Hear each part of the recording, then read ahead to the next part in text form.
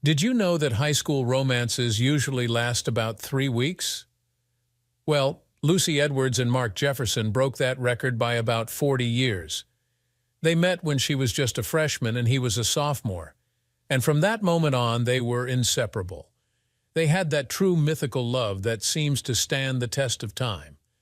I thought we were really happy, our marriage was satisfying, and when Lucy gave birth to our daughter Sarah, it brought us even closer. I was a content person during those years. Let me introduce myself to bring you up to speed on this story. I'm Jack Carter, and Lucy is my loving wife of the last 30 years. As I mentioned earlier, Lucy and Mark dated throughout high school, and yes, she did lose her virginity to Mark.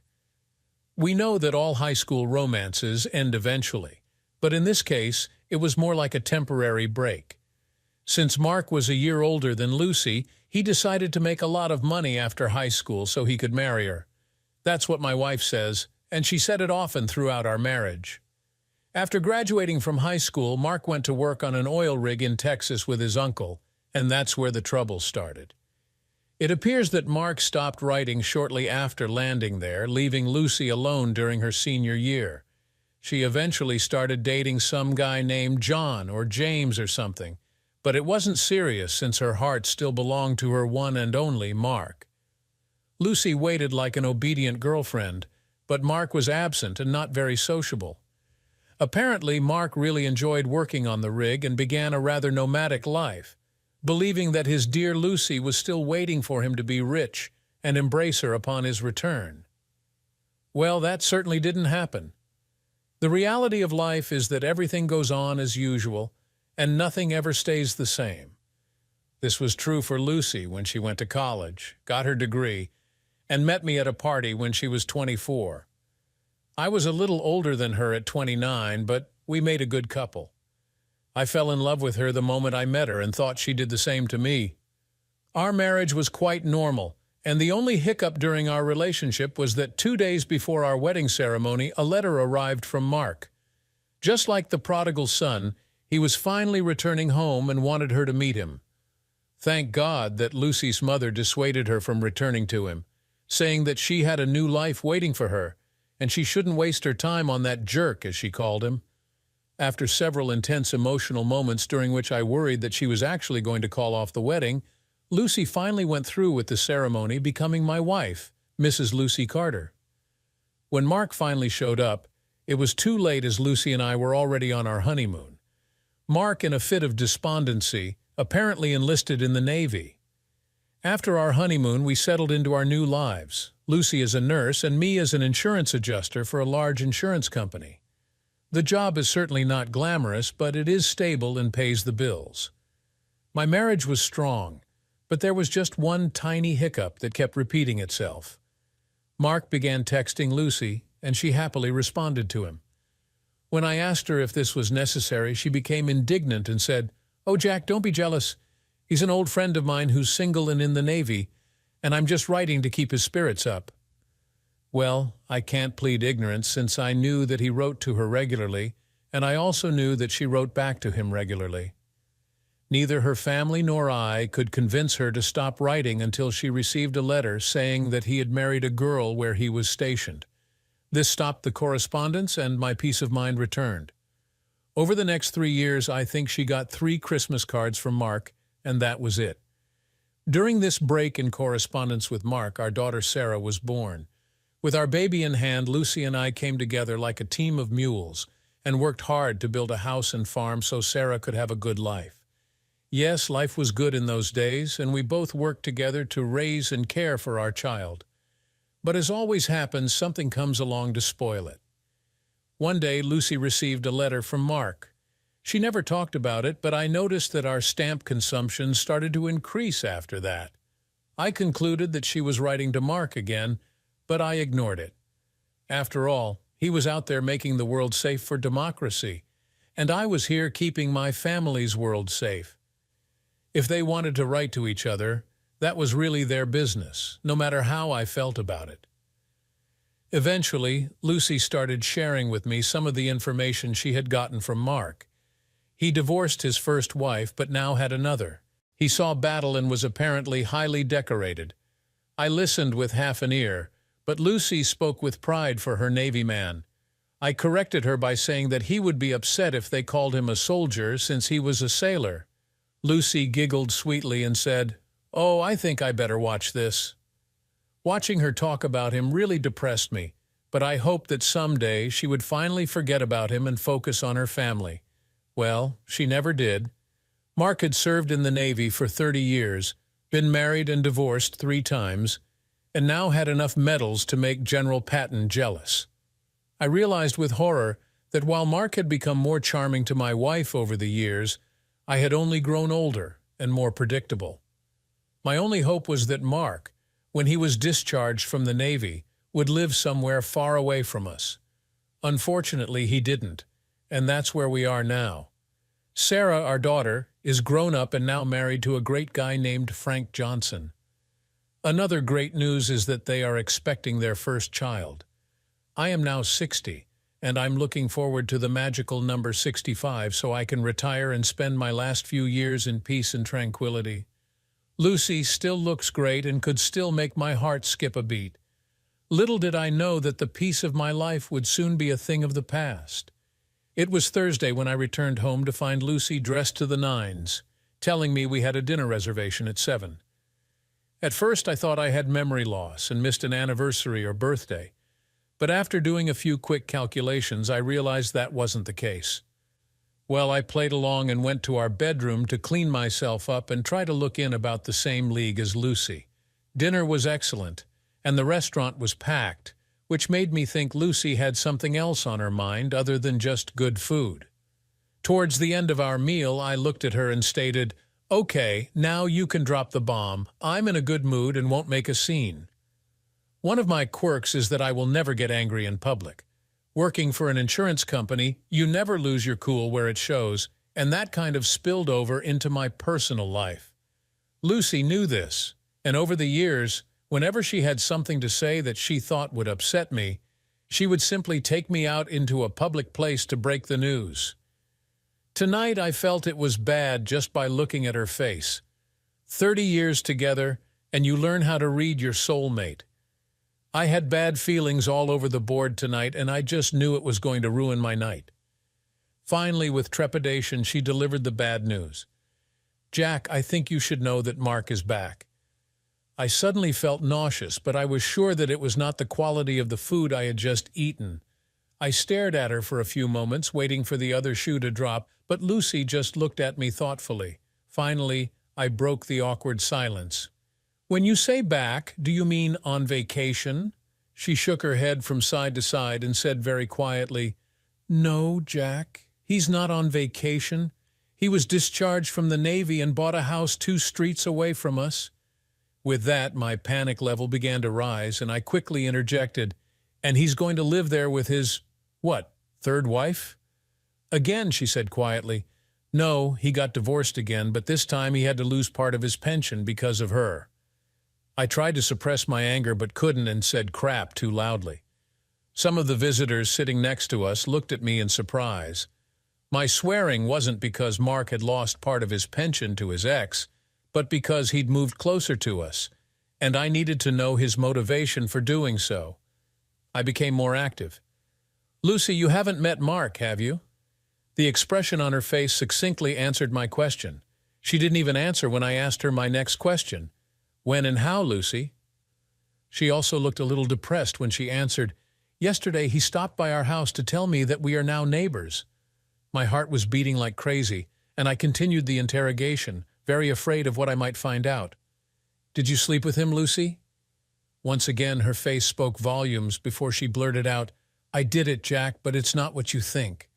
I looked deep into her eyes and almost growled, "I think, Lucy, that my faithful wife slept with someone other than her husband. Now explain to me why this is not what I think it is." "I did it because he needed me, Jack. When he came up to me, he looked so lost. He's going through some anxiety or something about a divorce, and he needed me badly, so I tried to help him. I love you, Jack, but I realize I still love Mark too." Well, that's it. My wife slept with Mark, and he used PTSD and divorce as his ticket back into Lucy's heart, and into her bedroom. I looked her straight in the eyes and spoke as decisively as I had ever spoken to her in our entire marriage. "Okay, Lucy, the damage is done. We can get through this and get our lives back. But you can never sleep with him again. Do you understand me?" She looked at me with tears in her eyes and said quietly but decisively, "I can't promise that, Jack. I love him, and he needs me even more than you." I was shocked to hear these words from her lips, but was aware of the fact that a public restaurant is not the place to air our dirty laundry. I called the waiter and asked for the bill. 10 minutes later, we were in the car and heading home when I pressed it again. "Lucy, how can you sleep with him knowing that you have a husband? Have you forgotten those vows we made together almost 30 years ago? Do you remember the part about abandoning all the others?" Now she began to cry openly, and between sobs blurted out, "I'm sorry, Jack, but he needs me, and we found each other again. I can't bear the thought of losing him or you." I was stumped as to what I could do or say that would make her give him up. With a hint of anger in my voice, I said loudly, "Well then, what do you suggest? Do we alternate days off? He gets you for New Year's and I get you for Christmas?" "Stop it, Lucy. You can't have two men." She stopped sniffling and looked at me with a strange expression on her face. "How about a vacation, Jack?" Now it was my turn to be embarrassed. "What the hell are you talking about, Lucy?" She moved on to another topic. "Listen, Jack, remember about 18 years ago when you took a year off to go back to school and get your master's degree? Well, you took it, did what needed to be done, and then returned to your previous position, and everything was fine." I shook my head irritably. "Lucy, how can you equate me getting a degree that benefited the company and my family with your involvement with this jerk that only benefits the two of you?" At this point, I pulled into my driveway and turned off the engine. Lucy reached out and lovingly touched my face, saying her plea. "Jack, I missed my last year of high school with Mark, and if I had had that year, we might not be facing the situation we are in tonight. Give me this year, and you and I will get rid of Mark, and I promise you that I will be the best wife I can be to you. I need this time, Jack, please." I was sad, hurt, shocked, and depressed. I wanted to take Lucy's neck with my hands and press until her eyes went dark, but then I remembered all these stories about prison and how cuckolded husbands lose their freedom and property. After turning it all over in my head, I said, "Okay, Lucy, if this is what you want, you just go and do what you like, but, and this is a big but, don't ask me to sanction this, and just to be clear, I don't want to see or hear from you in any capacity for the entire year. Is it clear? And know that in a year, you may have no one to return to." I hoped that the draconian parameters I had put in place for her vacation might just dampen her enthusiasm, but it was no use. She didn't seem to hear a word I said after "okay." She reached out and kissed me on the cheek, saying only, "Okay, thank you, Jack. You will see, you won't regret it." I shook my head and said, "It's too late. I already regret it." That night she wanted to make love to me, but I just ignored her. The thought of her with Mark made me feel sick, and I didn't want to be physically intimate with her. As we were getting ready for bed, I grabbed a pillow and told her I was sleeping in the guest room. I saw that this really hurt her, and I was glad because maybe now she would reconsider what this vacation would lead to. The next morning I woke up and prayed that last night was just an aberration, and that Lucy would think differently in the light of day. I was wrong. When I walked into the kitchen, she was preparing breakfast and looked like she had just won the lottery.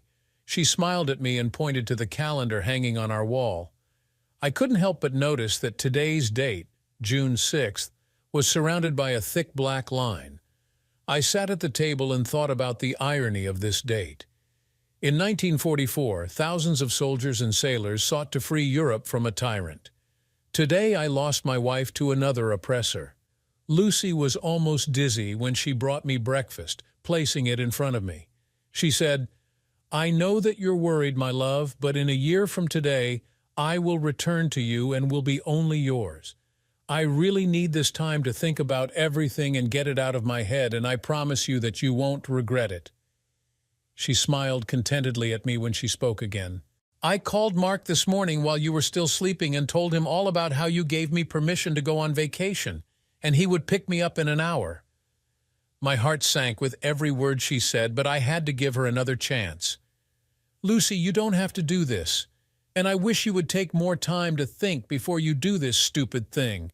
You cannot be sure that in 1 year you will cope with this clown. You just need to get him out of your head and work on getting our marriage back on track. I ask you not to risk destroying us. She smiled at me as if I were a fool and said kindly, Jack, I know how much you love me by giving me this time. Trust me, I know what I'm doing, and I will come back eventually, and our marriage will be even stronger. Now I need to finish packing, honey, so finish your breakfast. And just like that, she walked out of the kitchen and, for all intents and purposes, out of our marriage too. I finished eating even though my food had no taste and got up to get dressed. Walking into our bedroom, I noticed that Lucy had 3 large suitcases filled with her clothes and toiletries. She smiled at me and said tenderly, I think I have everything I need. Please take these bags to the porch for Mark. I looked at her blankly before answering, no. Her face seemed to lengthen as she was shocked by my answer. I followed up my negative answer. Listen, if you're hell-bent on ruining 30 years of marriage, you and the jerk can take your bags together. There is no way I will help you get into this stupid bed. Is it clear? Lucy looked like she was about to cry before she answered irritably, He's not a jerk, Jack. Mark is a wonderful man and a hero who served our country. This is more than you've ever done. I turned away muttering, Yes, he received medals, 3 meals a day, and traveled the world while I had to spend 5 days a week at work to provide for you and our daughter. I think you're right. It didn't mean anything. Lucy lugged all her luggage down the stairs to the driveway and gave me dirty looks with every bag she took. A few minutes later, a car pulled up to our house, and a man who I can only assume was named Mark got out and started loading her things from our porch. Lucy shouted to him that she would be right there and then returned to the house to say goodbye to me. We awkwardly stood facing each other, and I was the first to break the silence. If you're really going to do this stupid thing, remember the ground rules. I don't want to see you or talk to you for this entire year. I think it was really starting to sink in what it might mean in her fevered brain as she meekly replied, I understand, Jack, but everything will work out. You'll see. Remember that you agreed to give me a year? She waited for me to say something, but I remained silent. Finally, with a more confused expression on her face, she said quietly, I really love you. She leaned in to kiss me on the lips, but I turned away at the last second, so she just touched my cheek. I quickly said, I can kiss you knowing that you're going to him. She started crying and then ran out of the house and straight into his arms. Standing at the front door, I watched her kiss him deeply, and rage rose from the depths of my soul. 2 minutes later, my driveway was as empty as my heart, and I truly realized that my wife was now another man's woman. I called into work sick that morning and immediately went to the hardware store to get new locks. I worked all morning changing the locks on the house and changing the security codes on the alarm system. The good news was that it kept me occupied and distracted from thinking about Lucy. But when I finished, the sadness returned like a wave crashing on the shore. Then I did what any man would do. I turned off our home phone and started getting super drunk. The drinking session I was on was actually more of a search for relief from the pain I was feeling over losing Lucy, but it was a failure. My battle with booze continued until Sunday morning. At this point, I ran out of booze, which was good because I felt like I was going to die physically, spiritually, and mentally. I went to bed and fell into a deep sleep, only to be awakened by a knock somewhere in the house. I slowly woke up and stumbled along trying to find the sound, which turned out to be my daughter Sarah, knocking on the front door. When I let her in, she looked shocked by my condition and the smell of alcohol that hung throughout the house. Her first words were, "What the hell is going on, Dad?" I tried to concentrate. The sound of hammers in my skull was disturbing me, but I managed to croak, "What do you mean?" She looked at me as if I had grown a second head. She grabbed me and headed to the kitchen. "You need some coffee and food, Dad, and then you can explain to me what caused all this and how—" Later, with food in my belly and coffee in my hand, I told her everything I knew about her mother and Mark. To say she was shocked would be an understatement. "Dad, let me make this clear. Does she want to take a year off from your marriage to reunite with her old high school boyfriend and let the romance run its course?" I nodded and replied, "Yes, something like that." Her next words were the same ones I had been asking myself since Friday. "What are you going to do, Dad?" I looked at her, and the words seemed to fall from my lips. "Tomorrow I'll get sick again and go to the lawyer." She looked sad and began to say, "I can't believe Mom would do something like that. Maybe it's a mental disorder." I looked at her with a blank face and answered, "Sarah, I have no idea." She looked at me with a sadness that I had never seen on her face before. "I don't know what to say, Dad. I want to tell you to think about it, but honestly, this sounds like your best option." Sarah stayed with me for a few more hours and prepared dinner for me to eat later. As she left, she kissed me and told me again how sorry she was. When she left, I asked, "Why did you even show up here today?" She looked into my eyes. "Mom called and asked me to come and check on you, but she didn't tell me why or where she was." I nodded as if I understood. "Okay, thank you, and drive carefully, honey." I got really sick on Monday and also met with a lawyer. I was right in my judgment when I confronted Lucy. As a result, although the divorce was a decisive blow in my favor due to my spouse's refusal, it could prevent her from receiving half of my pension. Other marital assets were still in play. Now I know for sure that taking a year off from Lucy could be a good opportunity to liquidate those assets. The next 3 weeks flew by quickly. I was really surprised at how quickly I adjusted to being alone. The positive thing is that I realized that I felt a weight lifted from me because I no longer felt responsible for another person. The downside was waking up alone and going to bed alone. I didn't see or hear from Lucy until mid-July. On Saturday, I went for a few drinks at Bill's Tavern in our city. I was sitting at the bar when they walked in, holding hands like two teenagers in love. They were so passionate about each other that they didn't even notice that I was sitting at the bar. As I watched them, I paid particular attention to Mark. He was muscular and moderately attractive, and I could understand what Lucy saw in him, but he seemed to dominate her while she seemed to cater to his every whim. He spoke, and she listened, looking into his mouth. As she stood up to go to the ladies' room, she finally saw me sitting at the bar and gave me a shy smile. Coming out of the ladies' room, she hesitantly approached me. "Hello, Jack, how are you doing?" I wanted to tell her to get out, but maintained my manners and replied, "Oh, about as good as you can expect when your wife of 30 years just leaves you for some scumbag. What else can I do for you?" She seemed confused by my sarcastic response, but stood her ground. "Jack, I need to get into our house. I left some personal items there, and when I tried to come in the other day, my key didn't work." I continued to smile and answered in a friendly tone, "Well, Lucy, you shouldn't have been surprised that your key doesn't work in my house since you don't live there anymore." She just stood there and looked at me with a confused expression on her face before I spoke again. "I think you better get back to your boyfriend before he gets worried." I saw tears well up in her eyes as she turned and walked away, and I went back to more important matters, which was finishing my drink.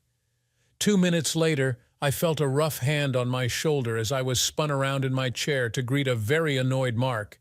"Hey, jerk, you made my woman cry, and I don't like it." I felt like he was getting ready to hit me, and my heart began to pound as I realized that this guy could probably kill me before any help arrived. With more conviction than I felt, I went on the offensive. "You are talking about my wife, not your woman, and since you stole her, you have nothing to say about what happens between the two of us. Now I'll tell you straight, jerk. You can hit me and impress her, but what impression will the cops make on you?" I could see the wheels turning in his head and knew that Mark was not one of the world's great thinkers, but it encouraged me enough to continue my verbal attack. "Now you have two options. 1, hit me and spend a couple of years in prison, or 2, get out of my sight and go sit on your stupid ass." My heart was pounding wildly in my chest, and some part of my brain was screaming, "Why did you resist him? He will kill you!" But I maintained a veneer of bravado as Mark stood there considering his options. Luckily, at that moment, the manager came over and asked what the problem was. Mark looked at him belligerently before answering, "No problem," turning and slowly retreating toward Lucy. 5 minutes later, they paid the bill and left. Driving home that evening, I wondered what personal items Lucy wanted from the house and decided to find out. I spent about 3 hours unsuccessfully rummaging through closets and drawers until I pulled the boxes out of her bureau. Under the boxes were letters from Mark addressed to Lucy. As I read them, it became very clear to me that this year with Mark had been in the works for a very long time. One letter dated 5 years earlier stated, "It was a relief to know that you still miss me as much as I miss you. When I get home, I want us to be together, so you will have to find some way to get rid of this weakling of a husband of yours." Reading them all was like reading a trashy novel. Most of them described either what he intends to do to Lucy or what they did in high school. By the time I finished, life without Lucy became much easier. I didn't see or hear from Lucy until September 1st, which was my birthday. When I came home from work that day, I found a covered pot on the porch and a happy birthday card. I took them inside, where I discovered that she had prepared a stew, which was my favorite dish. The card was supposed to wish me a happy birthday, and she wrote in it, "Jack, I know we're not supposed to communicate, but I couldn't just ignore the birthday of the person I love so much. I dream about us at night, my love, and I know that when this year is over, I will be completely yours and he will be gone. Please never stop loving me or abandon us, Lucy." My daughter Sarah has been keeping an eye on me quite closely since Lucy left and called me on my birthday. After some small talk, she finally gave the real reason for the call. "Dad, you know that my due date is in 3 weeks, right?" How could I forget the birth of my first grandson? Yes, I know, honey. You and Frank must be so worried.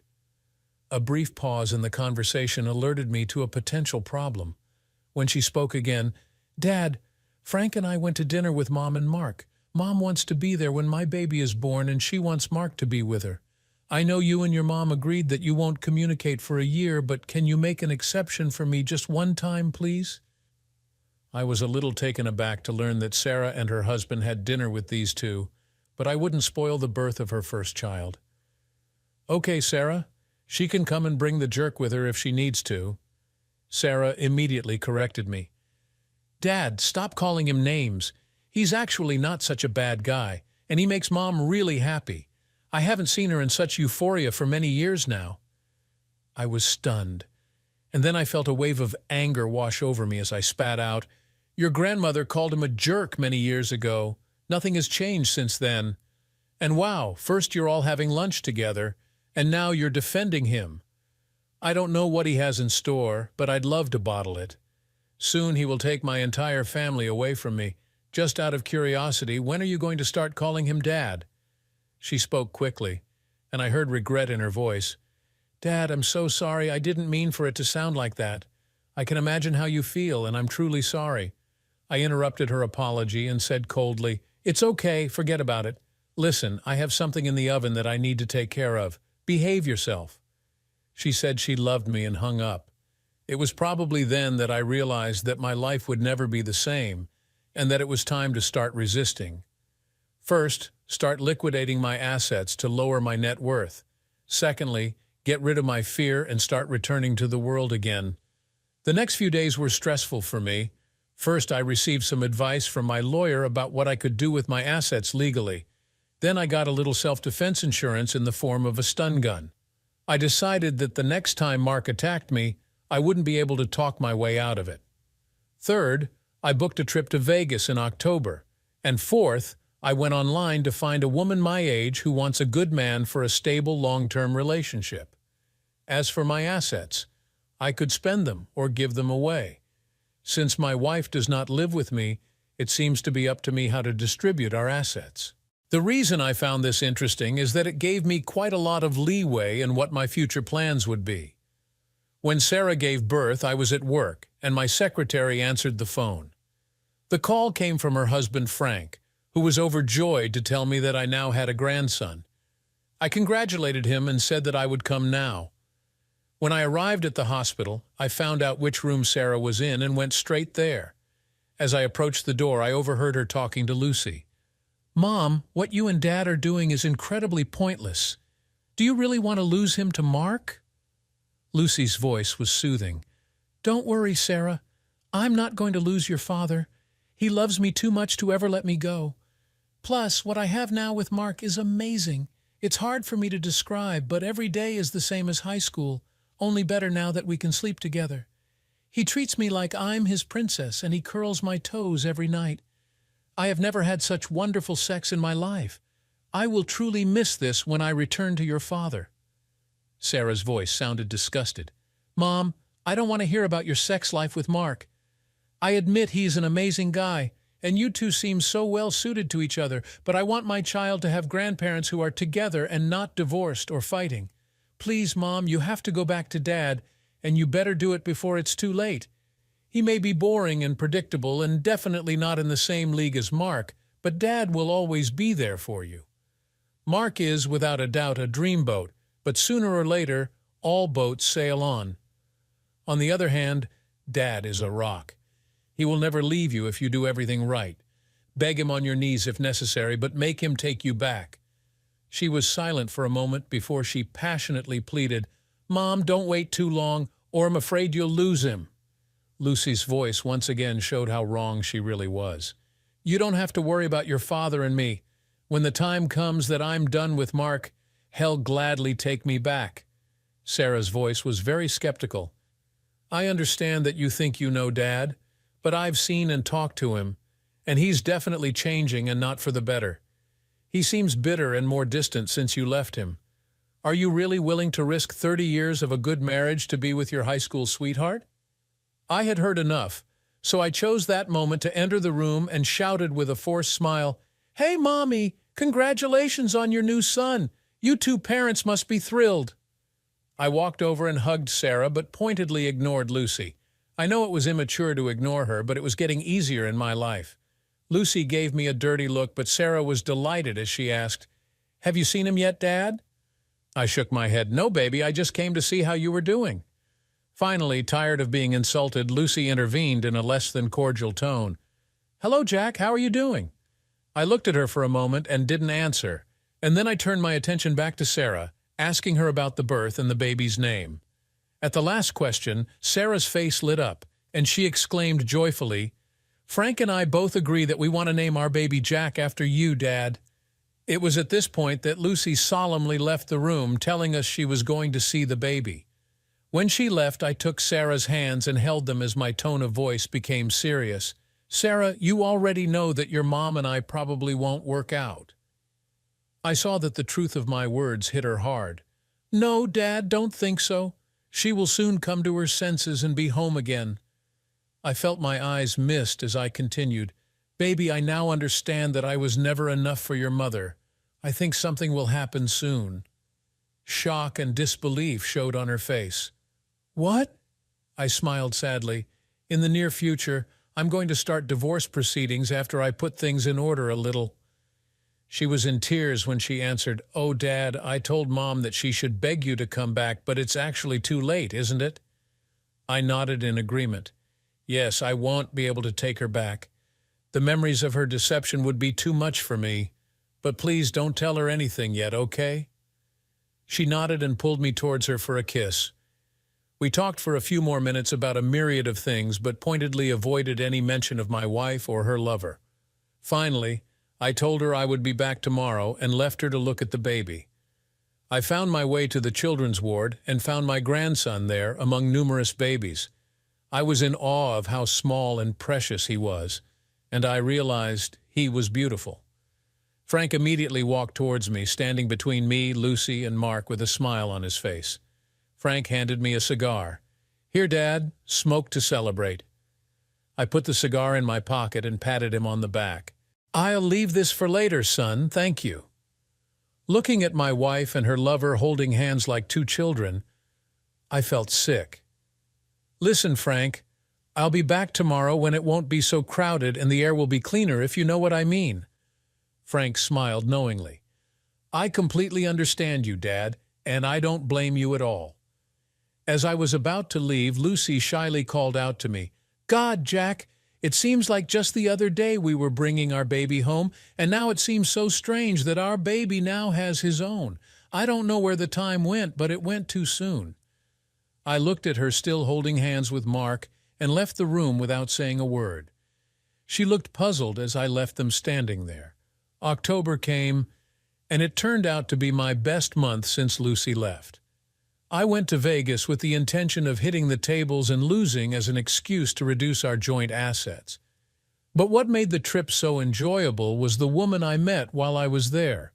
Her name was Miranda, and she was a mature woman of about 50. I was surprised that she was still in the profession, but she said that many men want an older woman, and in my case, she was right. Miranda was expensive, but she made me feel more alive than I had in years. For the first time since she left me, I didn't really miss Lucy at all.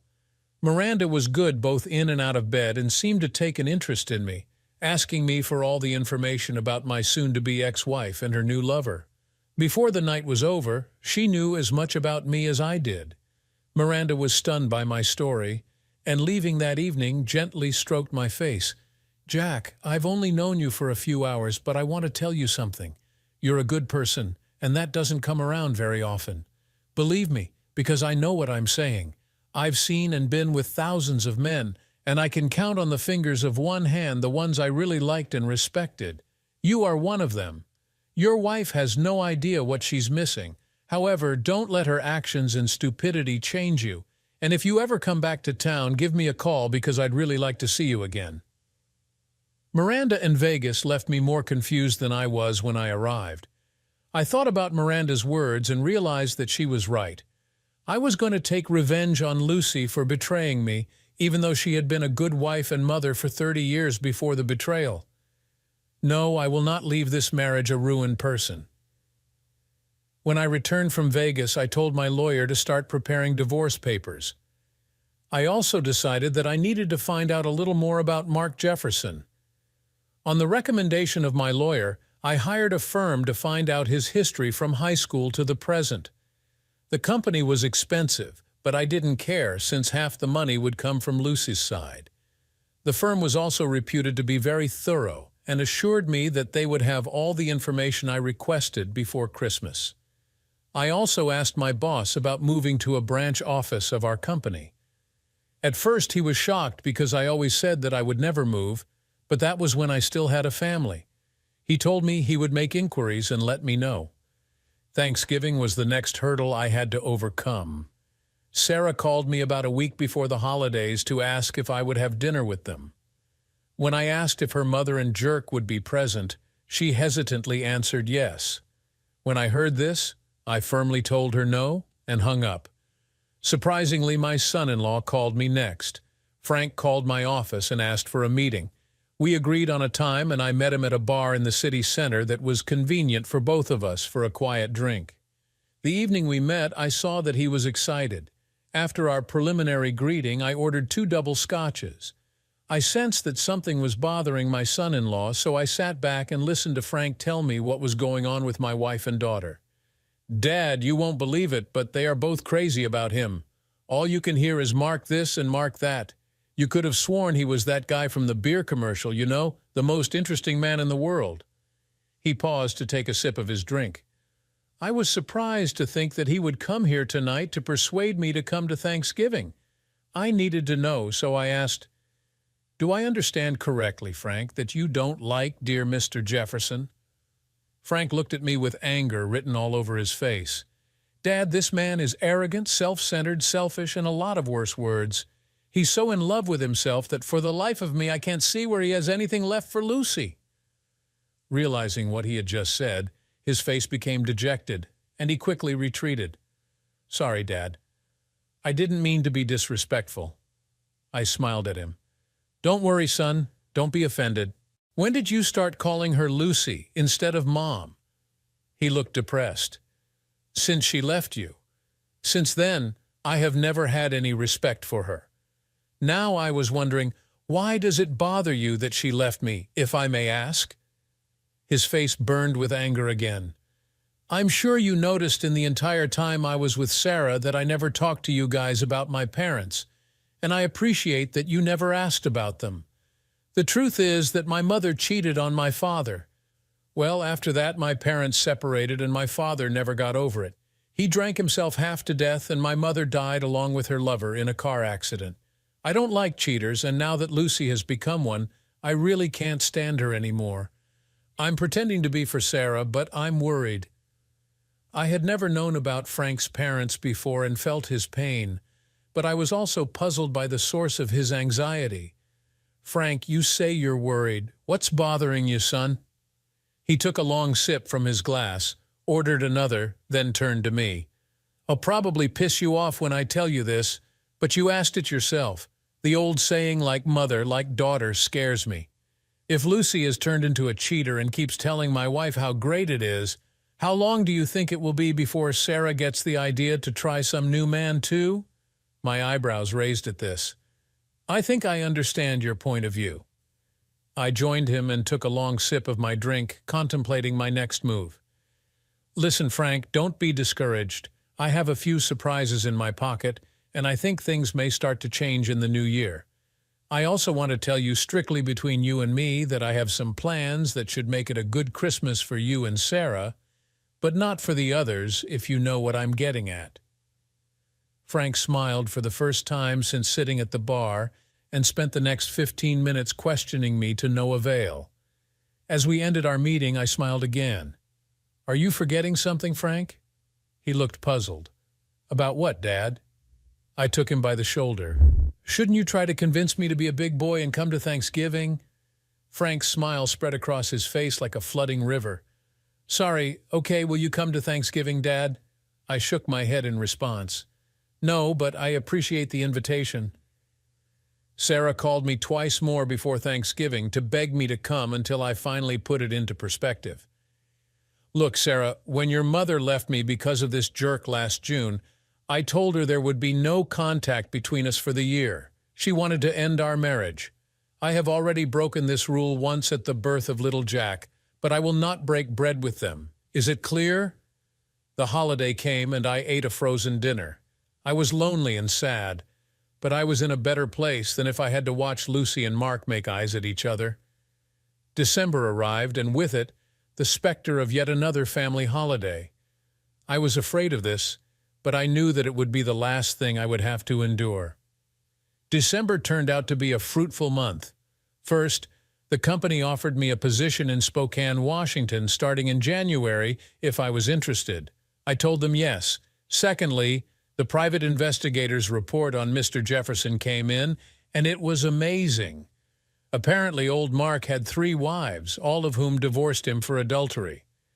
Add to this 2 children from women other than his wives, for whom he was still paying child support, and the fact that his last wife received half of his pension in the divorce. The cherry on top of this spoiled ice cream was that Mark was transferred from E8 to E6 during his last year in the Navy. In short, his financial and moral situation seemed rather weak, not to say very bad. The latest good news is that Lucy will receive her divorce papers on the first business day after Christmas. Yes, now I felt the old holiday spirit flowing through me. I called Sarah and asked her about the plans for Christmas, and she again begged me to make it a real family affair. I asked if Mark would be present, and Sarah got angry at me. Dad, you better get used to it. He's part of our family now, whether you like it or not. I stopped her abruptly. You're right, I don't like it, but for the sake of the child, I will be there. Sarah seemed truly happy as she shouted, Thank you, Dad. This will make everyone so happy. I was pretty sure that wouldn't happen, but who am I to ruin the fun? 2 days later, after returning home from work, the phone rang, and without thinking, I picked up. Hello? The line was awkwardly quiet, and I was about to hang up when a voice finally answered. Jack, it's me, Lucy. What happened, Lucy? Are you injured? Her voice seemed timid as she spoke. No, I'm fine, Jack, but I wanted to thank you for agreeing to come for Christmas. I know I hurt you, Jack, and I'm starting to realize how much. But I needed to tell you that I'm grateful because in the last 30 years we've never been apart for a single holiday. I was miserable at Thanksgiving without you, and I've been thinking about us so much lately." I interrupted her trip down memory lane. "Well, Lucy, I'm glad to hear that you do think about us from time to time, but I should point out that when you started this whole vacation nonsense, I stipulated that there would be no communication between us. I relaxed this rule for one day at Christmas, so I think we should end this conversation now. Goodbye." When I hung up the phone, I felt terrible because I had never spoken to her so harshly in all the 30 years of our life together.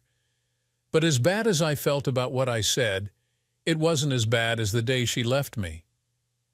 The month dragged by slowly, and I had plenty of free time to do my Christmas shopping. I wanted to make sure I had gifts for everyone for Christmas. I also packed all the things I was going to take with me to my new job and rented a car to drive across the country. I also spoke to a nice woman at my new office who said she had picked out a couple of very nice, furnished apartments near the office. The good news was that she was going to show them to me in person when I arrived in Spokane. Yes, everything was going well for me in December. I arrived at Sarah and Frank's on Christmas Day to find that Lucy and her jerk had already gotten there. Sarah grabbed me and hugged me tightly as I walked in with a bag of gifts. She made a remark about what a surprise, and then headed back to continue preparing dinner. I just smiled, thinking if only she knew what a surprise this was.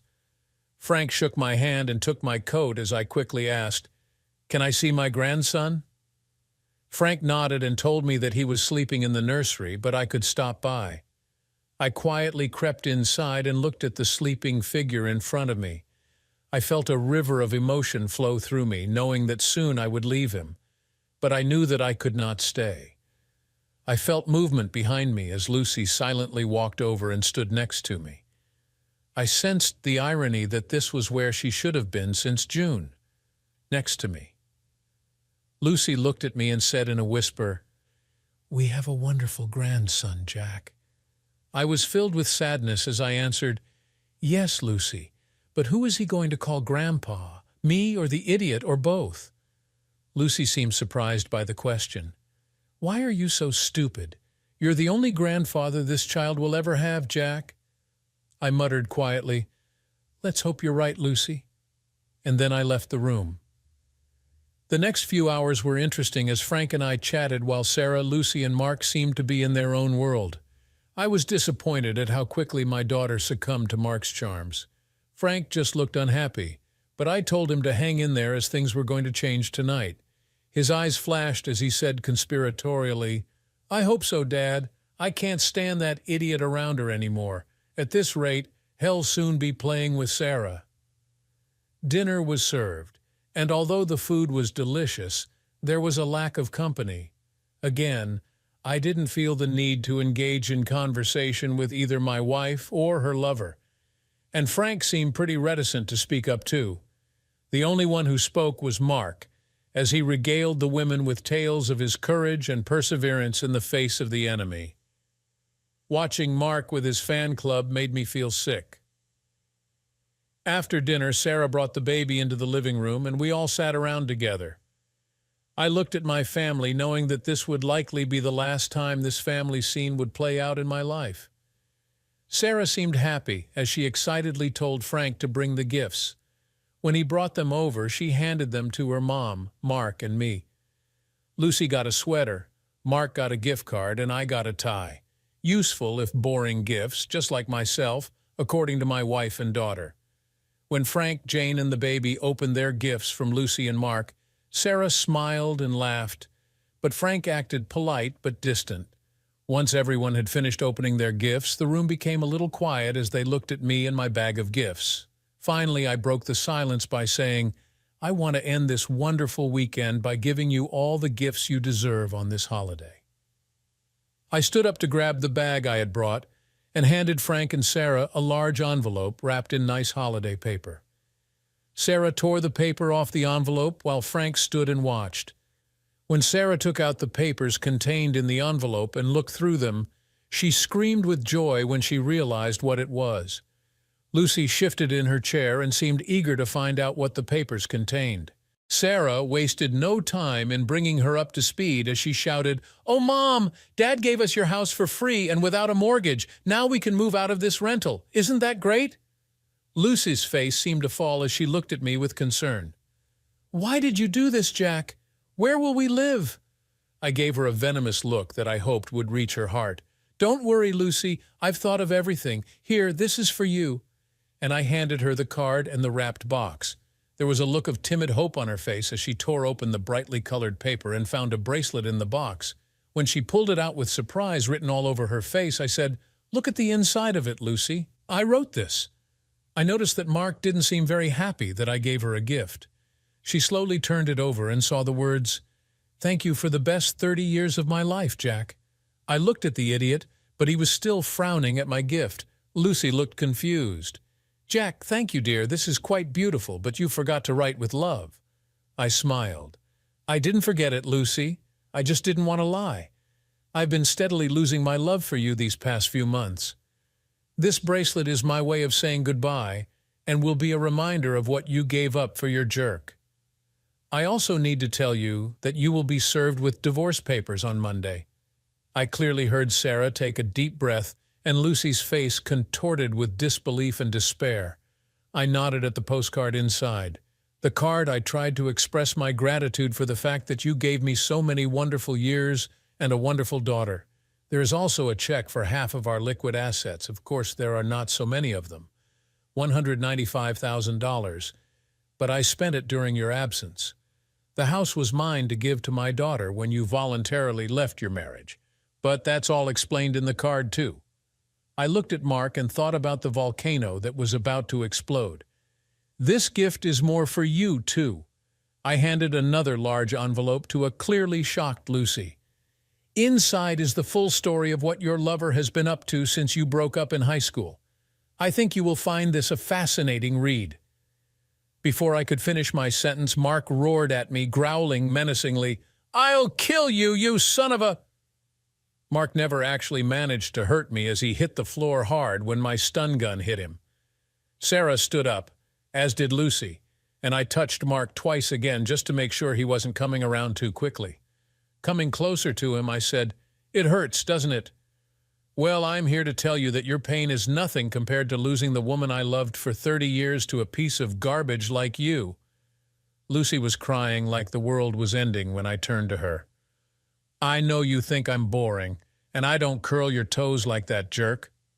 Remembering him, I touched him again with the stun gun just because I liked seeing him convulse and smiled evilly, not addressing anyone in particular. This will never get old. I looked back at Lucy, and with more bravado than I felt in my broken heart, I said bitterly, "Anyway, I know how you feel about this misunderstanding, so I'm giving you the best gift of all, Lucy. Freedom. Now you can spend the rest of your life being treated like a princess during the day and having your toes curled at night. Wouldn't that be great for a traitor like you?" Lucy seemed apoplectic as she managed to choke out, "No, it wasn't supposed to be like that. I was going to come back to you in June, and Jack, I love you." Lucy was shaking as hard as a leaf in a storm as Sarah ran over to console her mother, and I tased the jerk one more time before Frank nervously intervened. "You better not do that again. You might kill him, Dad." I stood up, looking down at my convulsing nemesis, and then at the two women I loved more than life itself. "I'll leave now. Thank you for a wonderful day and for a wonderful life.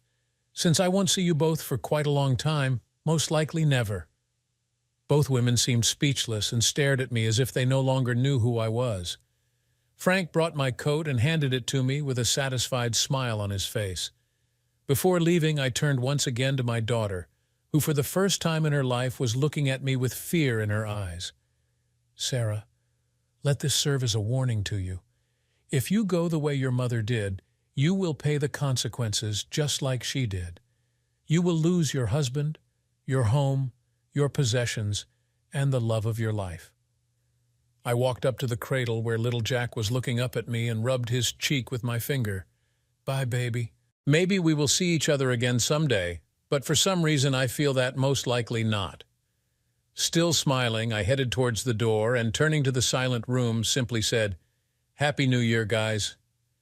By the time I got to my car, the woman's shock must have worn off, or maybe the jerk had returned to duty, but I clearly heard one plaintive voice shout, "No, this can't happen to me!"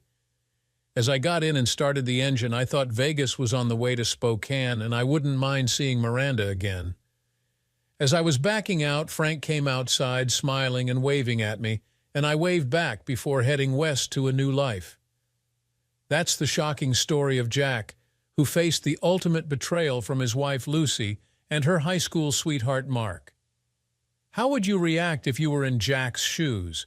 Would you forgive or take the same drastic steps he did? Let us know in the comments below, and don't forget to subscribe for more unbelievable stories. Until next time, stay strong and take care. Sophia and I have been married for 11 years now. In stories like this, people often speak of their wives as something unique, and after all this time, I understand why. Sophia was undeniably beautiful, no question about that. Was she extraordinary?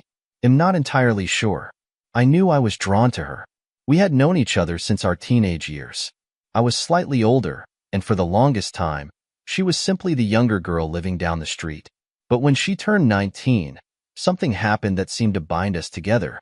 I was just about to go off to Westbrook University and had left my buddies after an evening in the pub. It wasn't too late, but it was just getting dark when I took a shortcut through the local park. It was lucky I did, maybe, because I came upon young Sophia being harassed by a couple of boys about her age. I say harassed, but it was more serious than that, and if I hadn't come along at that moment, then who knows what might have happened. Well, her version has always been that I came in like some hero and saved her, but the reality was that once I confronted the two boys, they got scared and ran off. Either way, I became someone special to her, and for the rest of that summer, I kept noticing her. Not quite following me around, but certainly doing her best to be wherever I'd be. My buddies made fun of me, of course, as at 22, I was far too old for her, but even then, I had to admit she was a very pretty young girl with, even at that age, the most superb pair of long, shapely legs. Then I went off to study for 4 years and hardly saw her again until I went back after graduating and spent a long summer there before I went off to my new job. By then, of course, it was her who was 22 and me nearly 26, a somehow different situation altogether, which matched up with quite what a beautiful young woman she had matured into. Her continuing affection for me was extremely acceptable. We got together and became boyfriend and girlfriend, walking hand in hand in the park and kissing and cuddling whenever we had the chance. By then, I was hardly still inexperienced, but she was, and despite several near misses, that is what she remained. That's not to say that I didn't make myself acquainted with the wonderful softness of her body, but that was it. It didn't worry me too much as, underneath, I still imagined myself as her protector. Sophia still told people about the time I had saved her from a terrible fate. I'm pretty sure Sophia fell even more deeply in love with me that summer, and in all honesty, I couldn't have been far behind. But it wasn't to be, not then at least, and despite openly discussing other possibilities, we sadly parted company as she went off to Lakeside University and me to my first serious job in Dallas. We couldn't have been much further apart. She swore to be faithful to me, but I took that with a pinch of salt. I had just spent 4 years as a student myself and was well aware of how things change and what temptations there were. I did visit her a few times, but the last time, it was so obvious that she had another life to worry about, and we simply drifted apart. That could have been it, of course, as I certainly didn't hang around, becoming, for a few years, a bit of a party animal on the Dallas scene and going through a succession of different girls. But then I changed my direction a little and ended up back near her home, and Sophia came back into my life. She had graduated by then and was working already when her parents invited me around. I have to say that the first welcome I got from darling Sophia was a little less warm than I expected, but that soon changed. Indeed, she had changed. She had grown up, become more sophisticated, more worldly wise, and yes, she had lost her innocence, and unfortunately, it hadn't been to me. No matter really, and who was I to complain? Then one evening, she told someone I was still her special hero, and we seemed to be back where we'd left off. I renewed my acquaintance with her, and this time we didn't stop there. We were soon fooling around like bunnies, and the more we spent time together, the more we fell in love. Marriage followed as sure as morning follows night, and 8 years later, We were still as much in love as we ever had been. Sophia was sometimes a bit odd, didn't approve of all manner of things, but never pushed her views too far, so it never was a problem. We were happy, really happy, and the future looked bright. My problem started when my company decided to promote me. No problem with that, except that it was to the bustling city of Chicago, where my loving wife had spent her years at university. It was that or overseas, and since we wanted to start a family, Chicago just seemed to make more sense. No problem there either, at least not for the first couple of weeks, while we found ourselves a temporary rented flat and settled in. I knew I'd miss going to watch the Seahawks play football, and Chicago FC was hardly going to replace them in my affections. But overall, Chicago seemed not a bad place to be in. For those of you who don't know it, it is a very lively city with lots of nightlife. Then one evening, she suggested that we do a bit of a tour of the city and look in on a few of the places she used to frequent as a student.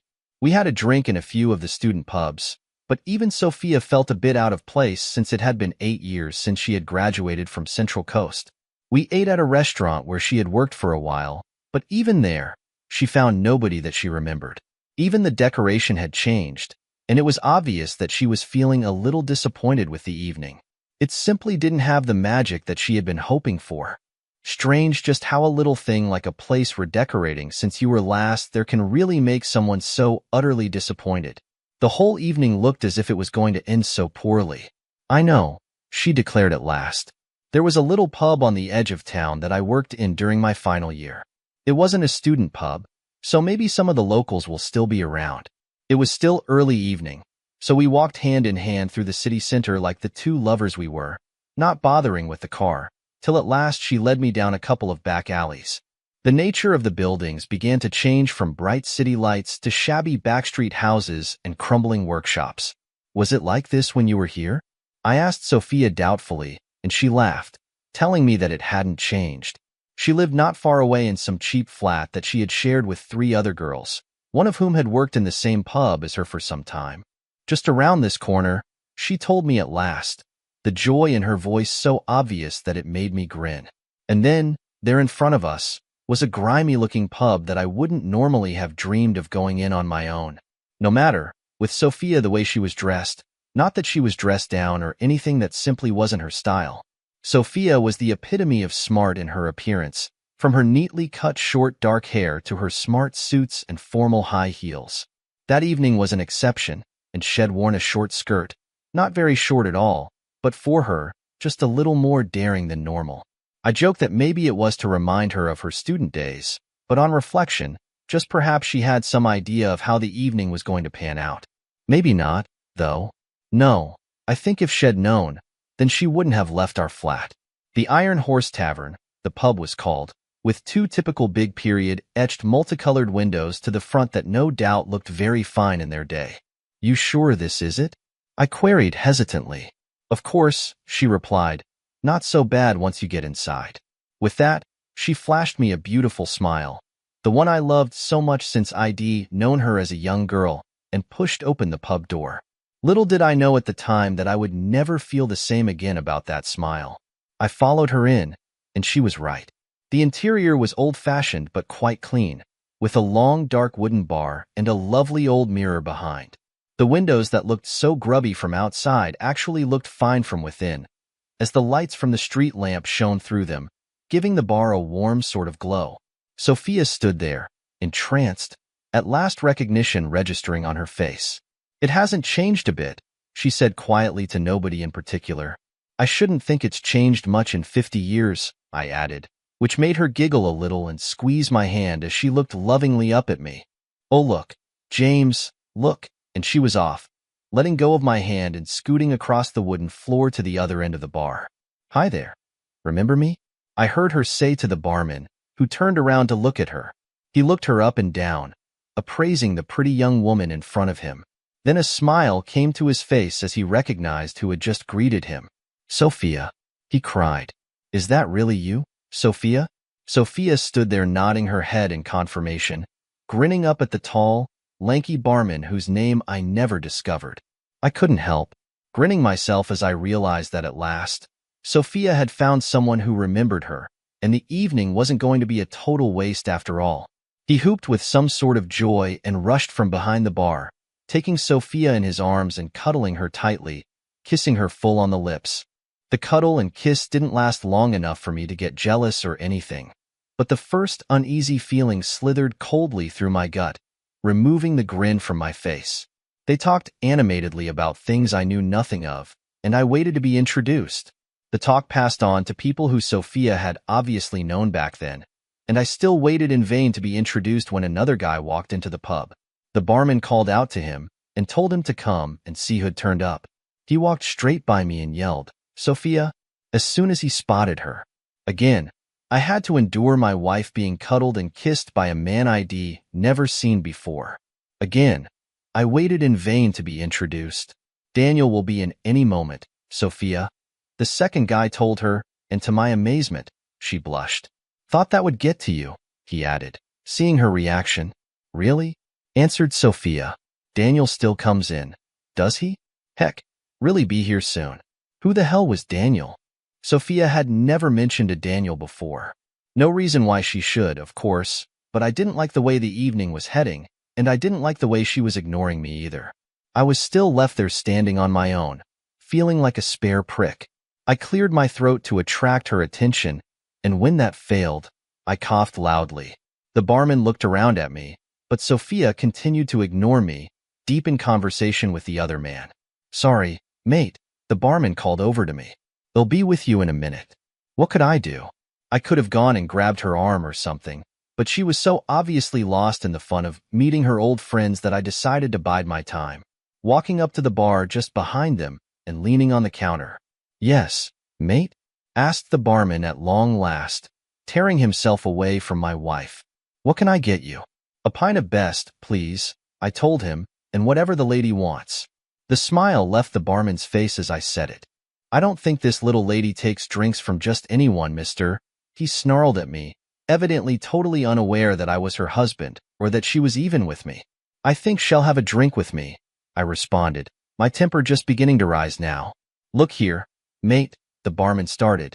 "You can't come in here," and it was as far as he got, however, as at last Sophia turned around, the raised voices finally attracting her attention, and interrupted him. "It's okay. He's with me," she informed the other two casually, hardly bothering to so much as look over at me. The barman shut up but still scowled at me as he pulled my beer. "That will be 12 then," he demanded as he pushed the glass over the counter towards me. "And the drink for the lady?" I queried.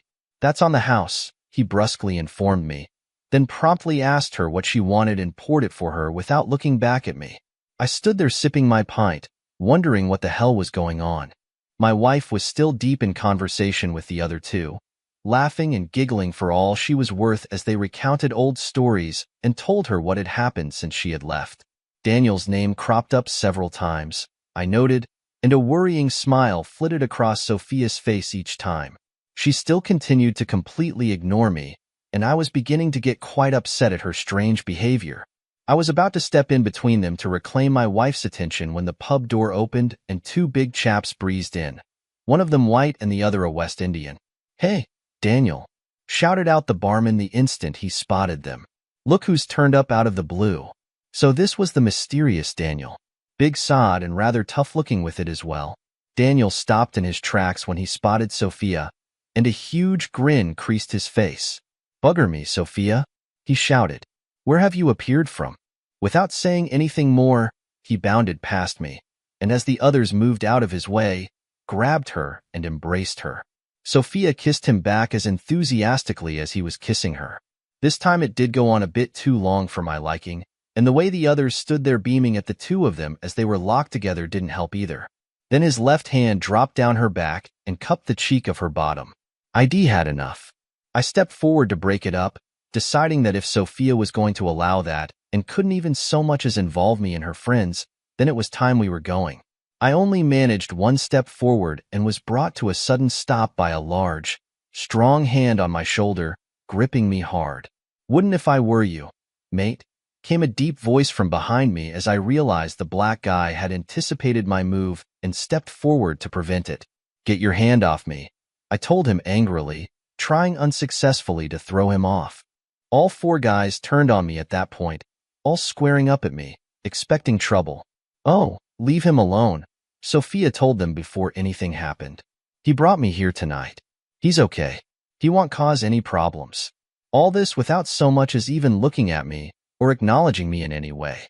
Her head turned towards me for a moment, but her eyes never met mine. Brought her here, did I? No mention that I'd known her since she was a kid and that I happened to be her bloody husband. Stay cool, man, the big black guy told me, more than a hint of a threat in his voice. He let go of my shoulder but eased me back away from the group around Sophia, inserting his huge frame between them and me. I couldn't believe what was happening. An icy cold lump started to form in my gut. An hour ago, I had been hand in hand with my loving wife, almost skipping happily through the middle of Chicago city center, as much in love as any couple could be. Now this, in 60 short minutes, left on the sidelines and shut out by my wife and her friends. They made a move over towards one of the tables as the pub started to get busy. I saw several attractive-looking women come in and talk to Daniel or his sidekick before going out again, or taking their place at the bar. I wasn't such an innocent not to recognize exactly what the women were, or to be more precise, what they did for a living. Bloody hell, my somewhat prim and correct young wife was being friendly with a pimp. He must have been Daniel. Must have been a bleeding pimp. Surely she wasn't so simple-minded not to recognize what was going on around her. Enough. Whether she liked it or not, Sophia and I were getting out of there. Sophia, I called sufficiently loudly that she couldn't pretend not to hear. Time we were going, Sophia. Come on now, it's time we were off. She looked over at me, and the smile drained away from her face, only to be replaced by an agitated look. She didn't even say no. She didn't say anything at all. Sophia just shook her head at me and turned back to her friends, the smile returning, and before long, she was giggling like a little schoolgirl, apparently having forgotten that I was even there. Play it cool or piss off, man, said the deep voice at my elbow. I won't warn you again. Now look here, I started to protest, but he put his huge hand on my chest and pushed me firmly away from the group set around the table and back up to the bar. The lady doesn't seem to want to know you, Buster, he informed me. Stay there and wait for her if you want, or go home. Go find yourself another date for the night. Or better still, try one of our ladies. Without waiting for me to say anything, he beckoned one of the women over, and she responded immediately, trotting over on her high heels to stand right beside me. This is Laura, he told me. ITLL cost you, but she'll look after you tonight. Just piss off with her and forget about the little lady over there. Her and Daniel have a lot of catching up to do. Sorry if your date didn't work out as you expected tonight, but that's life. He backed off and went back to the table, leaving me speechless with rage. Don't push your luck, handsome, the prostitute Laura advised me. The pair of them are not to be messed with. Just let her go. She's pretty enough, but better to find yourself another girl for the night. I looked at her in disbelief. She's not my girlfriend. She's my bloody wife. I found myself hissing at her. Oh, the girl, Laura exclaimed, her face clouding over. Oh, that's bad. That's really bad. I wanted to make my move back over to the table, but this time it was Laura who blocked my move. Hang on, handsome, she said to me. You really don't want to do that.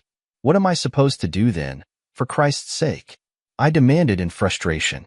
Let me go and have a word with her for you, she offered. You're not kidding me, are you? She really is your wife? The look on my face alone was enough to convince her, and holding up the palm of her hand towards me to make sure I didn't follow her, she slowly threaded her way through to the table where Sophia and the others were sitting. I watched as she bent down and whispered something in Daniel's ear, and then Sophia looked up in my direction for the first time since Shed entered the pub, her eyes meeting mine. It was almost a look of surprise as she looked over at me, as if Shed really and truly just remembered I was there. She looked sheepishly away, and then whispered something back to Laura. She said she'd come over and see you in a minute, Laura informed me when she got back over to me. In a minute? In a bloody minute? I shouted at her. I want her here now. Don't push your luck, mister, was all she said back. And then she wandered off to try her luck with another John further down the bar. I stood there fuming, unable to take my eyes off Sophia for a minute. Unable not to notice that Daniel's arm had slid across her shoulders, the tips of his fingers brushing casually against one of her breasts. At least she looked over at me a few times, with a watery smile for my benefit. I started counting the minutes, wondering at which point I would explode. But after 5 minutes, she stood up and excused herself, but didn't come straight over to me. Instead, Sophia made her way over to the toilets and disappeared through the door. I didn't know whether she wanted me to follow her or not. I didn't know what the hell to do, but before I could make my mind up, she came out again, and with a glance over towards Daniel's group, made her way over to me. "What the hell are you playing at, Sophia?" I demanded angrily. "Let's go and go now." I wanted to grab her arm, but she pushed me off, backing away. "Don't cause a scene, James," she spat out at me. "You can go if you want, but I'm staying here for a while." "What?" "You heard me, James," Sophia told me firmly. "I'm staying here for a while to chat to my old friends. You can go and come back later for me, or stay here and wait." I looked at her, unable to believe my ears. The woman who had told me how much she loved me several times earlier that day was telling me to piss off. "Better if you just go home, James," she continued when I failed to respond. "We'll get a taxi back later. We'll talk about this then." "I'm not bloody well leaving you here, Sophia," I cried. I very nearly did cry, in fact. "Then just stay and watch then, James, if you must," she answered resignedly. "You might not like what you see, but for your own sake, don't interfere." I tried once more to persuade her to leave with me, but she would have none of it. "Better if you left now, James," she suggested. "I'll see you later. Don't worry, sweetheart. Everything will be okay afterward. I love you, and we'll make it up to you. I promise. Just give me this one evening, and everything will be like before." Sophia made a move away, but I grabbed her arm and pulled her back, astounded at her outrageous behavior. I didn't even see him coming.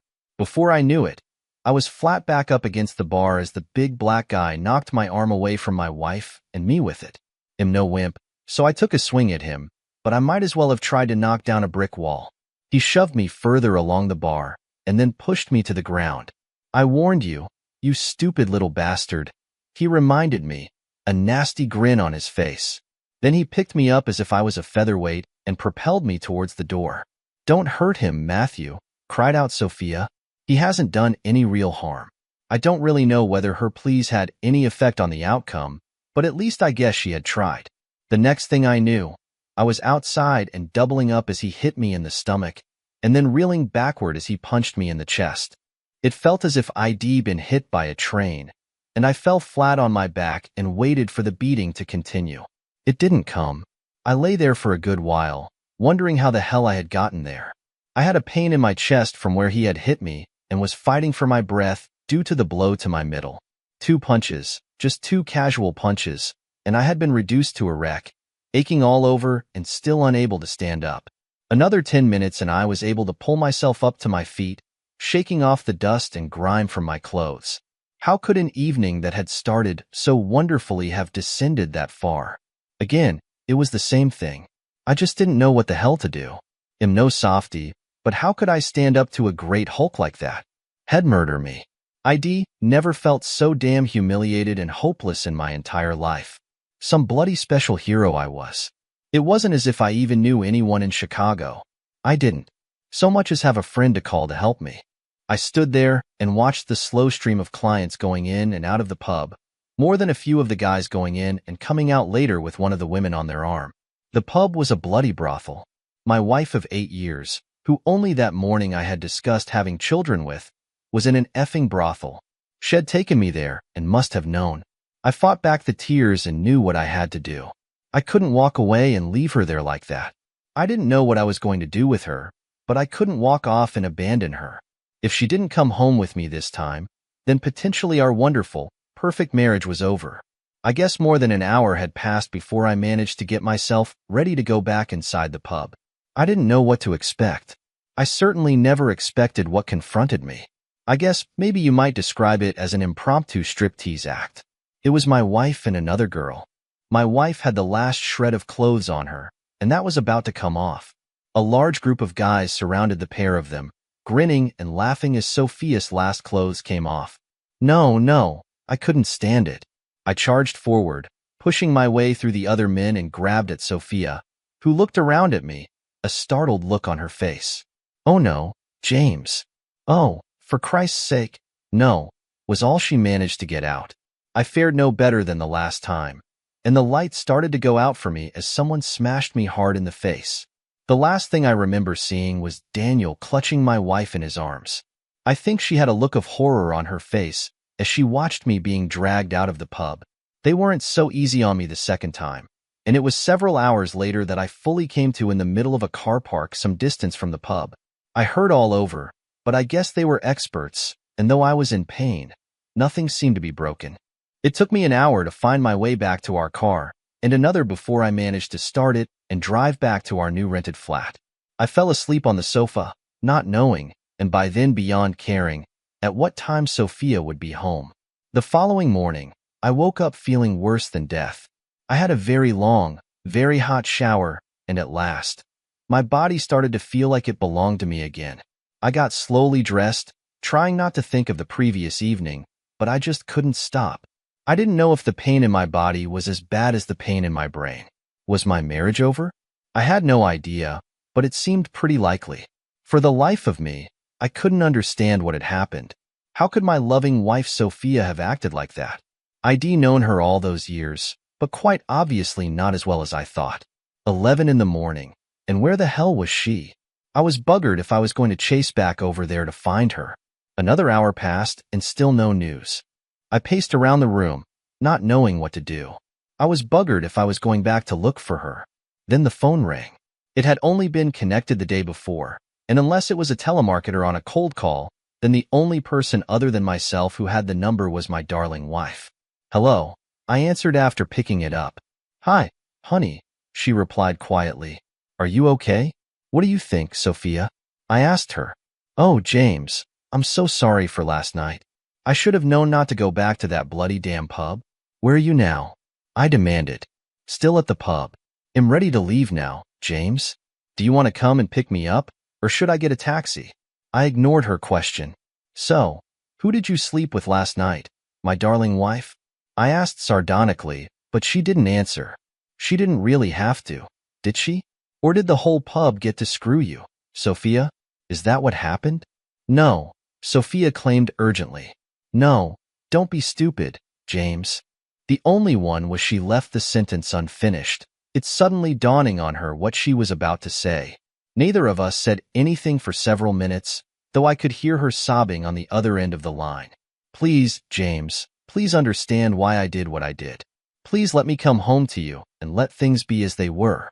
I can explain everything if you'll just let me. Just give me a chance. I desperately wanted to tell her to piss off, but this had to be sorted out one way or the other. Make your own damn way home, I told her, or get one of your boyfriends to drive you back.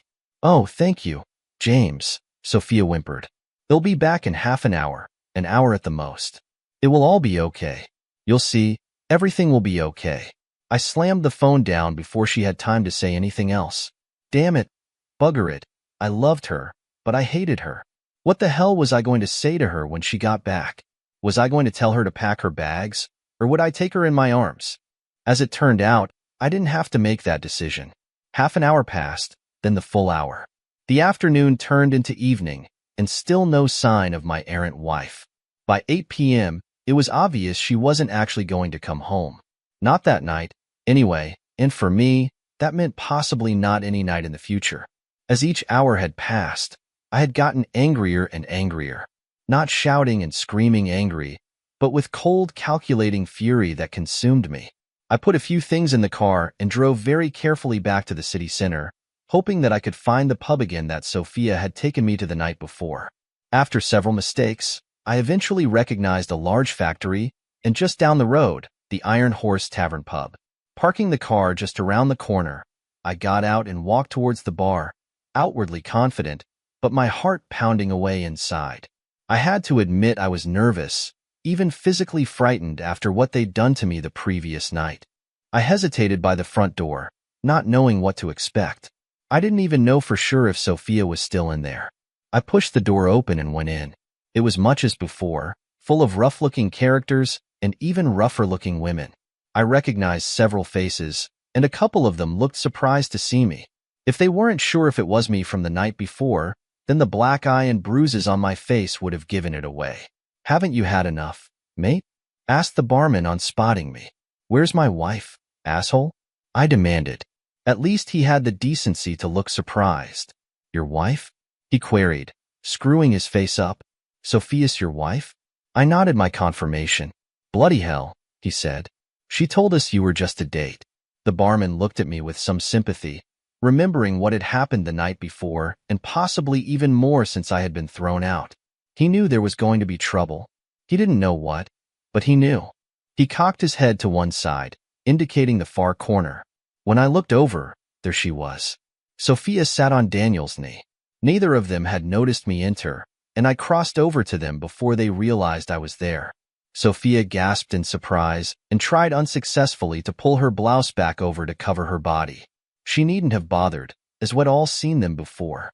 Daniel simply grinned at me, that sort of grin when you know you've got the better of someone. That was a long half-hour, Sophia, I said to her. Did something hold you up? Sophia said nothing at first, just stared at me with a shocked look on her face. Piss off, wimp, spat out Daniel. They'll send her home to you when I'm good and ready. Well, at least it seemed that he knew she was my wife. Please, James, whispered Sophia at last, finding her voice. They'll definitely be back home later, I promise you. They'll come back, and everything will be just fine. Daniel laughed and kissed her, teasing me more than her. You'll go when I say you can, he spat out, never taking his eyes off me to judge my reaction. Last chance, Sophia, I said to her, ignoring his sneers. It's now or never. ID thought about it a lot, and I think even then, if she'd come with me, chosen me over him, then I would try to work it out. Maybe we could get over what had happened so far. I wasn't sure, but maybe. She looked at me pitifully, indecision written all over her face. Her eyes, her lovely brown eyes, said it all. She knew how much she had hurt me, but instead of doing what she knew she should, she was calculating how much more she could get away with. How much further could she push me and still have me come back for more? Please, James, be reasonable, Sophia whispered eventually, and I knew she had failed me again and that we were finished for good. You know how much I wanted to see my old friends again and relive my old student days just one last time. Just hang on a little longer for me while I have my last harmless little fling, and I promise you everything will get back to normal. I really do love you, sweetie, and promise I'll make it up to you. She stared at me imploringly, her eyes begging me to agree, but I said nothing in reply. I had nothing else to say. Sophia wanted to say something else to me, but Daniel had had enough as well. He kissed her hard and threw out even harder, and her words were transformed into nothing. That was it. I had all the information I needed. My wife was coming back home after all, but I'd have to wait till tomorrow or maybe the day after, or the day after that. Fine. That was great, wasn't it? I noticed that the West Indian guy was edging over towards me, so I held up my hands and backed off. No point in getting involved in a one-sided fight with him again. The whole bar had fallen silent, waiting to see what was going to happen, but as far as I was concerned, nothing was going to happen, at least not straight away. See you all later then, I said quietly. I'm not still 19, Sophia, I burst out. I can look after myself now. Even her face fell when she saw how that hit me, her one special thing over all those years, and she was throwing it back in my face. I'm sorry, James, she started. I really didn't mean that. But I ignored her, taking no notice of her incoherent apology as I backed out through the door. Daniel laughed out loud again and slid her blouse right off her, reaching up under her skirt even as I watched to rub my face in my misery. It could have been that caused the tears to roll down her cheeks, but somehow I doubted it. I guess she still loved me in her way, and to see me humiliated like that again could have just been too much. That's what I like to think anyway. As I closed the door behind me, the silence in the pub crashed as everyone started to talk and laugh at the same time. I guess they thought they'd seen the last of me. Me, strolling slowly back to my car. I opened the trunk and took out the stuff that ID put there before I left the house. Anybody watching me would have thought I was cool and relaxed, whereas actually I was fuming inside, terrified of what I had decided to do, not knowing how it was going to turn out. I had a license for my over and under 12-gauge Browning shotgun. I'd been going to clay pigeon shooting for a couple of years by then, and though I wasn't very good at it, I figured I didn't have to be for what I had planned. I selected a handful of cartridges, making sure they were all small caliber, as I didn't want to end up in prison on a murder charge. I broke the gun and pushed 2 rounds in, putting the rest in my jacket pocket. A few moments later, and I was back outside the pub and staring at the 2 big engraved windows. This will wake them up, I thought as my heart thundered away inside my jacket. This wasn't me. It just wasn't me, but what else was I to do? There was no mileage in going back in and arguing with her, as she wouldn't agree, and I'd probably get another beating. What would I do if I simply went home?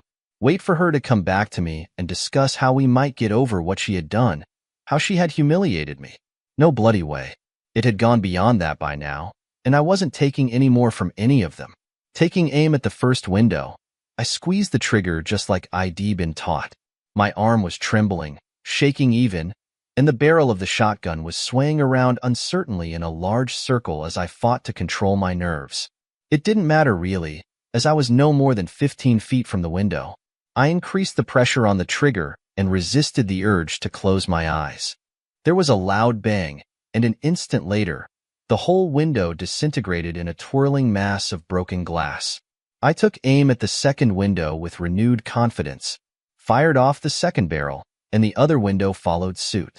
The report from the gun echoed around the surrounding buildings far louder than it had ever before sounded when I had shot previously out in an open field and mingled with the tinkling of falling glass. I calmly took 2 more cartridges from my pocket and loaded them into the gun. Then I waited to see what would happen. I really had no idea how they would respond and almost hoped that they wouldn't, but I was ready and prepared to show them that they'd made a big mistake if they thought I was a wimp and would take what they had done to me lying down. The doors flew open, and several guys poured out. They stopped dead when they saw me standing there with the gun. Nobody moved. Then Daniel came charging out, closely followed by his big black henchman. Stupid effing bastard. He screamed at me and charged me, maybe thinking I'd not thought to reload, maybe not thinking at all. I took careful aim somewhere around his knees as I didn't want to risk actually killing him and put pressure on the trigger. I was as cool as a cucumber, even having time to note that my arms no longer trembled and that the gun was pointing exactly where I was aiming it. Time seemed to slow down. I had all the time in the world. I quite clearly saw the look on his face change from rage to terror as he realized that he had made a serious error in judgment. Maybe I had the same grin on my face that he did just a few moments before the one when you know you've really got the better of someone. Bang! He went down screaming, even surprising me with the mess it made of his legs. Fair play to the black guy. He didn't even hesitate. Great courage or no brains, I'm not sure, but he didn't stop. Not, that is, until the second barrel load ripped into his legs and put him down as well. The 2 of them lay on the ground, Daniel screaming and the black guy groaning aloud. I didn't even bother to reload this time. My emotions were too shot, but fortunately, the rest of the crowd suddenly melted away. Everything went calm relatively, that is, as 2 injured guys can make a lot of noise. It was a short walk back to the car, though my legs were so wobbly I thought I might fall over. The shotgun went back in the trunk, and I gingerly started the motor and made my way home. I drove slowly and very carefully indeed. I thought of going into the pub to frighten the hell out of Sophia, but I couldn't. I didn't trust myself, and to be honest, it had terrified me doing what I'd just done. But I'd done it though. I'd bloody well done it, just as I'd promised myself I would. But enough was enough. Strangely, I slept well that night and woke up quite fresh, black eye and bruised face still, but otherwise quite fresh. I wondered who would turn up first, Sophia or the police to arrest me. I hadn't even put the shotgun away, and it was still in the trunk of my car. As it turned out, Sophia couldn't turn up. About 10, I got a phone call asking me if I was the husband of Sophia Richards. Yes, I am, I replied, wondering what it was about. It was the police. I had been fully expecting them to call around to arrest me that morning, not ring me about Sophia. I'm sorry, sir, but we've got her under arrest at the station.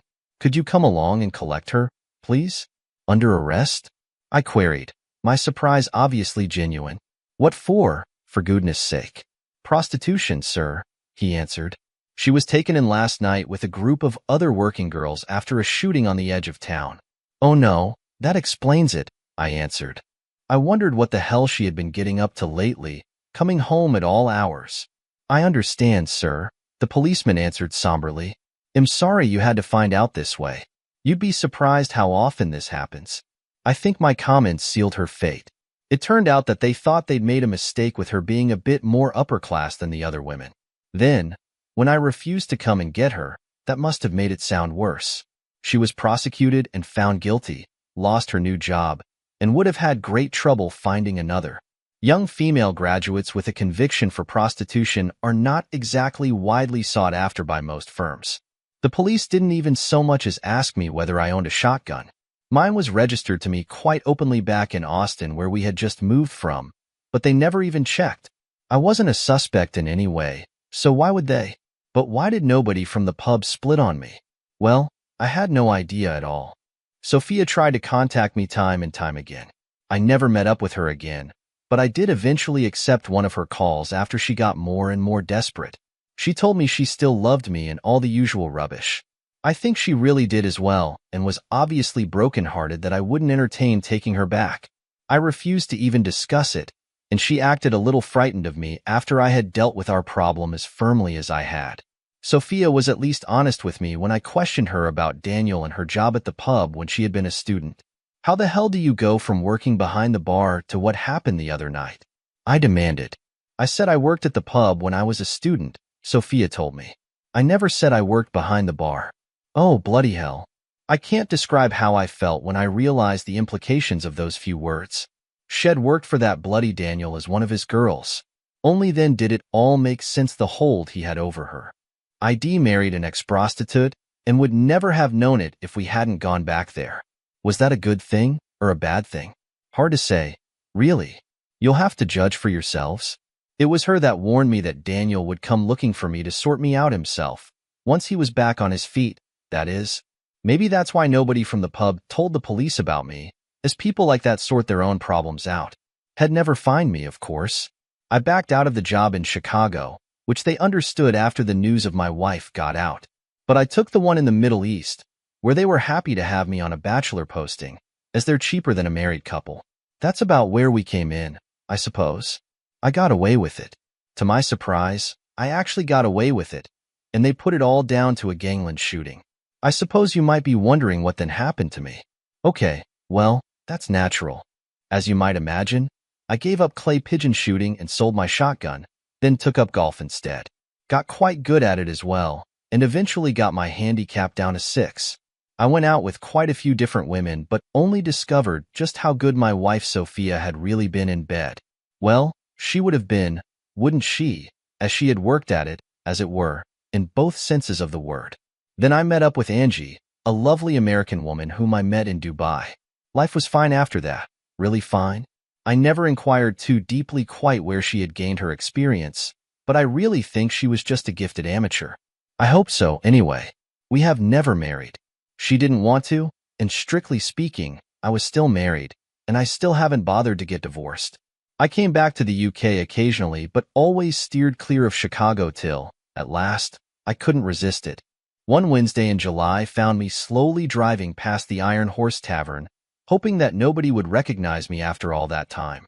The fine decorated windows had been replaced by some modern double-glazed units. Pity. Really, I'd rather liked them. I sat there in my car for a while, and at last, to my surprise, a guy in a wheelchair turned up.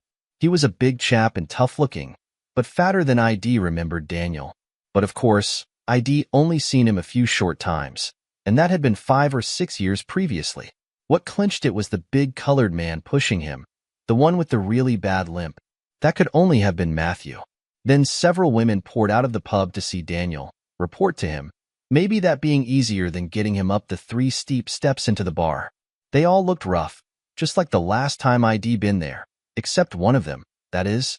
One of them looked a little bit different, pretty, slender, sexy, long legs. Well, yes, it could have been her, though she looked much older. She still kept her hair short, and was still quite smartly dressed. Her eyes had a worn-out look about them, though, and the smile that I had once loved was nowhere to be seen. She didn't look very happy at all, but I didn't hang around to make sure. She was, as Shed said, not 19 anymore and could look after herself. Strange how things turn out, isn't it? If only that bloody restaurant hadn't redecorated their dining room, then maybe she would be at home right now with our children, the ones we'd never now have. I wouldn't have been any the wiser, and maybe we would have lived happily ever after. Thanks for watching. What would you do if you were in James' shoes? Could you forgive Sophia? Or would it be too much? Let us know in the comments. Don't forget to like, share, and subscribe for more stories. See you in the next video.